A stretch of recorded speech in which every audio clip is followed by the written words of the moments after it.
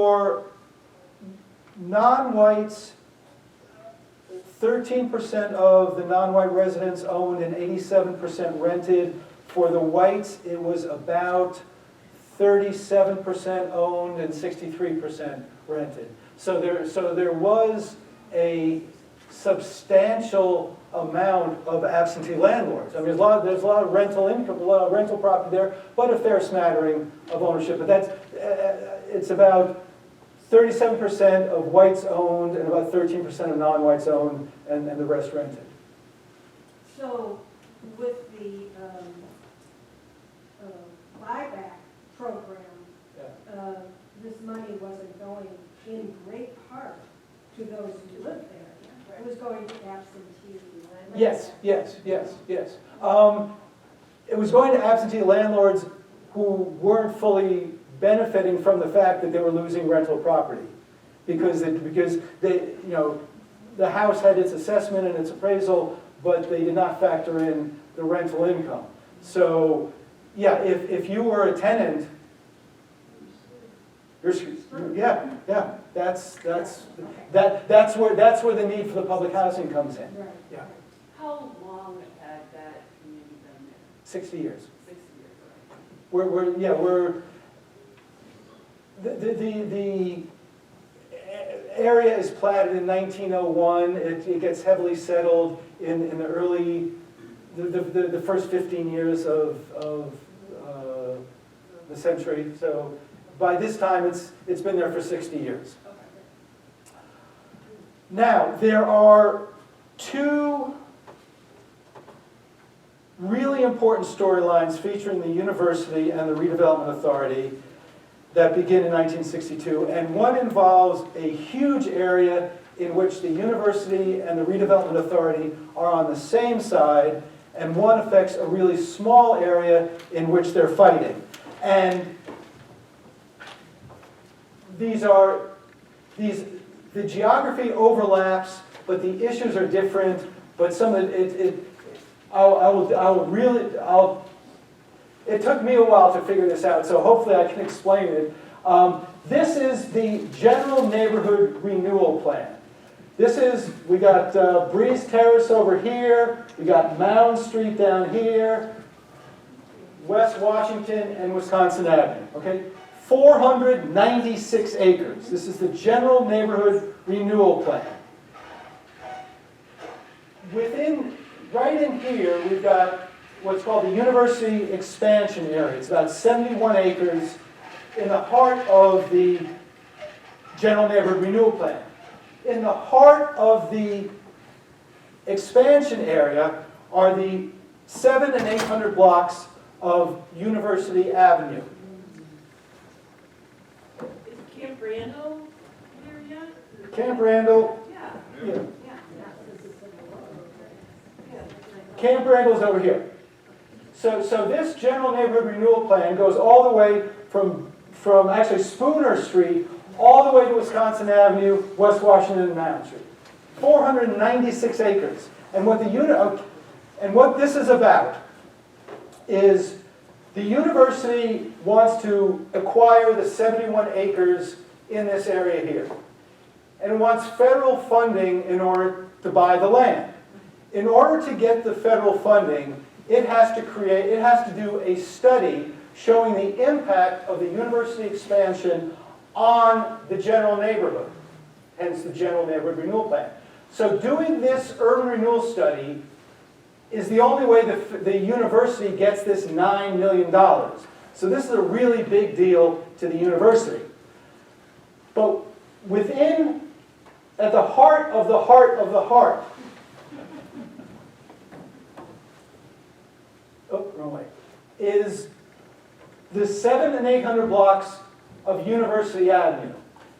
And you can see, now this photo is from 1963, about March of 1963. Celery's in, Witty's being built. Now, there are 3,000 students about to live right here, right? Here's the main campus of the university.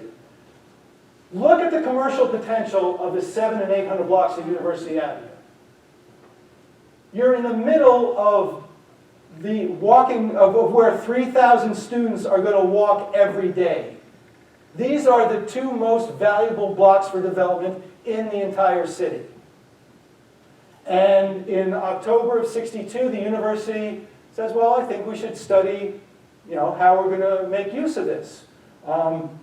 So we've got the general neighborhood renewal plan, that's one storyline, and we've got Murray Mall, the 700 and 800 blocks of University Avenue, the Murray Mall project. These are two separate projects, but they're going to sort of weave in and out of each other, and they're going to be dominant stories, not immediately, but in 1963 and 64 and 65.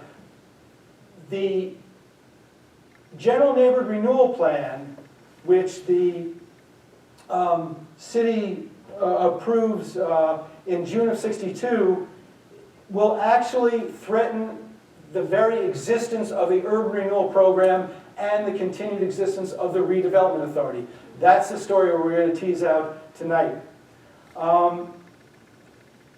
While this is going on, we've got the need for relocation. And these are the minutes of the redevelopment authority from July 1962. Again, Mrs. Zmudzinski is Florence Zmudzinski. She is the wife of Chester Zmudzinski, who is the head of the Madison Neighborhood Centers and the head of the Local Committee for Urban Renewal. Now, the Local Committee for Urban Renewal is a very important local body. It is set up by the feds to comment on the activities of the local urban renewal agency. So it is in the redevelopment authority's interest, really it's in their interest, to keep Chester Zmudzinski happy. So when Chester Zmudzinski says, you should have a relocation specialist, they say, okay, and hire his wife. Chester and Florence was the most qualified person in Madison to hold this job, but still, and Chester was an honorable man. I mean, Chester was a great guy, but it strikes me as that's the kind of thing that would not happen today. One of the things about the '60s is the flexibility and the informality of ethics codes and just a level of behavior that would strike us as odd. I mean, does it strike anybody else as odd that they would hire the wife of the guy who has the power to comment on them? Ivanka. Well, no. Florence Zmudzinski was a really quality. I mean, she was. If it hadn't been for Chester, she'd been a great hire. Anyway, look, read what she said. These are her comments in July of '62. Remember, they've only been tearing houses down for 6.5 months now. And read what she says. And she's telling them things are not. People's houses in January in Wisconsin. Yeah. That's cold. Yeah. That's cold-blooded. Like no pun intended. Yeah. They got the grant. Wow. So we can't find enough low-cost housing to meet standards. We can't find housing for minority groups. Families are not relocated. Albert McGinnis, the chairman, says, directs her to submit a report. She submits a report that singes people's eyebrows. The relocation report was unrealistic about existing housing resources, uninformed about the problems of Negroes being displaced, misinformed about the availability of low-income housing, misleading regarding financing, over-optimistic about developing new housing resources.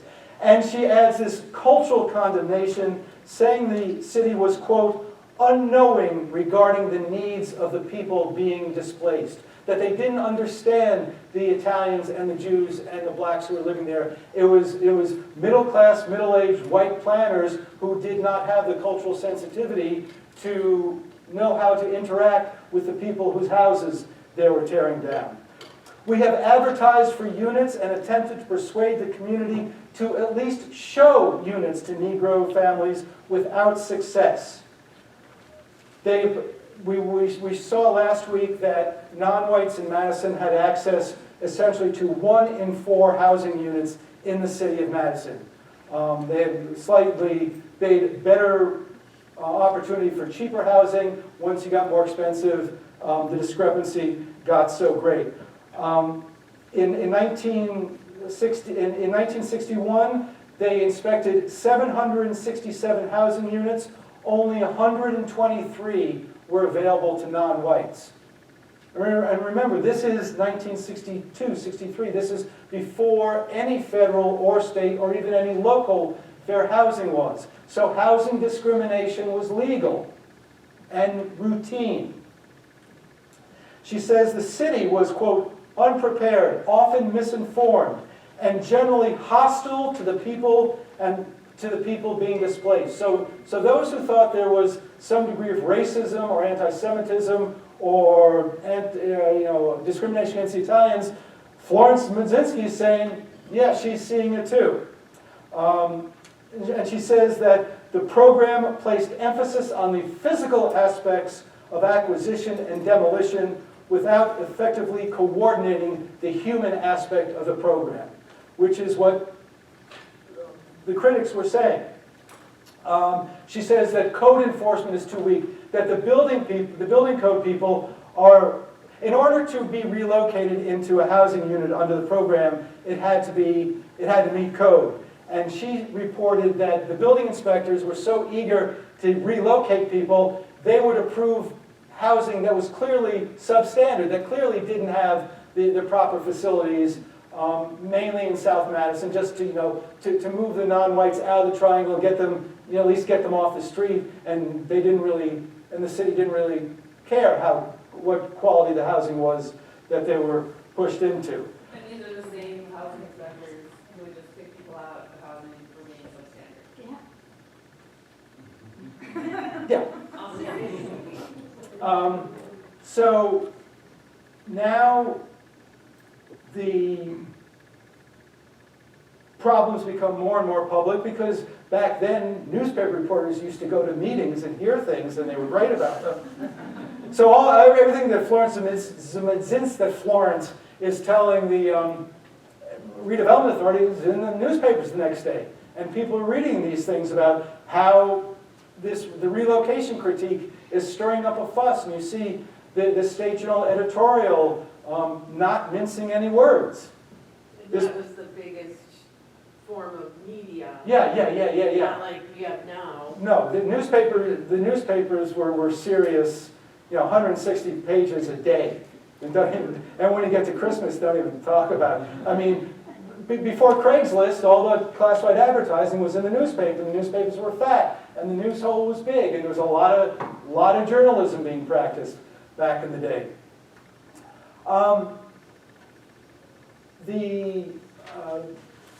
They approve a program to try and do a project in South Madison. That will take several years. And in December, Albert McGinnis has an idea to try this program of having the redevelopment authority actually lease rental housing itself and sublease it to people who need relocation. And the city council falls a couple of votes short of actually approving the program, but McGinnis says, this is so important, we're going to do it anyway. And they enter these 5-year deals where a couple of prefab houses and some duplexes, and they at least make a slight dent into getting people relocated. In January, one of the things about the newspapers is they did a fair amount of cheerleading. They wanted the program to succeed. So you see these two headlines, which look very similar to each other, although they're 10 and a half months apart from the State Journal.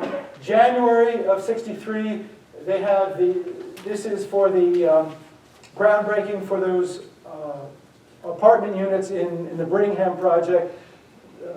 10 buildings of 3 stories, 15 units apiece, market rate housing. And this was the first mistake that the redevelopment authority made. It didn't put public housing in the Brittingham project for the people from the Triangle.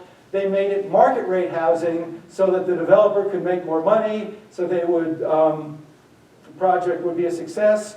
And that's what this January 25th headline is. Governor John Reynolds came to the groundbreaking. That's how important the urban renewal program was in the early 60s. John Reynolds said there's no more important program in the state of Wisconsin than the urban renewal program. And the urban renewal administrator from Chicago came up for the groundbreaking and said, Madison's program is great, you're doing a great job. And you see this headline at the bottom. In the fall of '63, they surveyed a number of former Triangle residents to see how the relocation was working for them. According to the Redevelopment Authority, it was working great. There were later some questions about the methodology of their survey, but they were able to report that the people who were relocated were happy in their new units because they were of a higher quality than the units they left before. Stuart? Yeah, Tom. Who owned Birmingham project? Who developed it? It was First Development Company. It was a company from Milwaukee whose president was named David Sampson. That's why it was called the Sampson Apartments. I believe it was called the First Development Company. I can get the correct title, but I think it was First Development, but a company out of Milwaukee. And those must be the buildings that are still... Those are the buildings that we know as Parkview Apartments were the Sampson Apartments. And that was the first residential urban renewal project to be completed in the state of Wisconsin. There were a number of construction delays, and they tried to change some designs, but that was the first project, and it went through a name change some years ago. And actually, one of those buildings is the first place I ever slept in the city of Madison. When I came here in 1975 to cover Fred Harris, who was running for president. I covered a campaign rally in Birmingham Park, and then crashed on somebody's floor in the Parkview Apartments. To this day, I don't know who it was. And I haven't left since. This was Vilas Towers. You know where the National Guardian Life building is on Gilman Street, that big black cube, okay? That's where the William F. Vilas Mansion used to be. Wonderful mansion built in the 1870s. And it was torn down in 1962, and the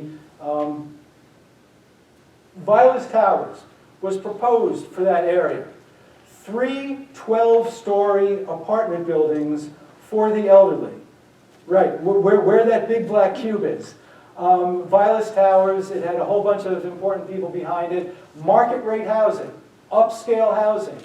And it didn't get its financing to be built on Gilman Street. And in 1963, while the Housing Authority is crying for public housing, while the people on the Triangle are crying for more affordable housing, the Redevelopment Authority proposes to sell land to Vilas Towers to build 3 12-story apartment buildings for upper scale elderly apartment units. This is exactly what the people were worried about. When the people said you're going to steal our land for rich developers, this is what they're talking about. Now, this deal fell through as well, but it's unconscionable that the Redevelopment Authority would, as late as 1963, think that selling the land for upscale apartment buildings for the elderly was a good idea. As I say, it fell through. So, this is what the area looks like in March of '63. You can see Celery is built, and at least half the Triangle has been torn down. This is the time that there was an election for mayor in 1963, and it featured Albert McGinnis, the chairman of the Redevelopment Authority, running against Henry Reynolds. Now, I was chairman of the successor to the redevelopment authority called the Community Development Authority, where I worked with my friend Tom Conrad. And, you know, I was a pretty aggressive and I was a pretty aggressive chairman of the CDA, but the notion of running for mayor as chairman of the CDA never occurred to me because that's a bad idea. Albert McGinnis, having presided over a year and a half of failure for the redevelopment authority to relocate people, runs for mayor, guaranteeing that urban renewal is going to become a major issue in the campaign, and especially when he comes in first in the primary. Henry Reynolds was elected in 1961. Back then there were 2-year terms, so he's running in 1963. And Albert McGinnis comes in first in the primary. That's the point that Henry Reynolds unleashes the attack. And he says that McGinnis has bungled on urban renewal, and he hits him for the relocation. And he, I think unfairly, attacks him for mistakes that the planning department had made. Remember, Albert McGinnis is the citizen chairman of a policymaking oversight board.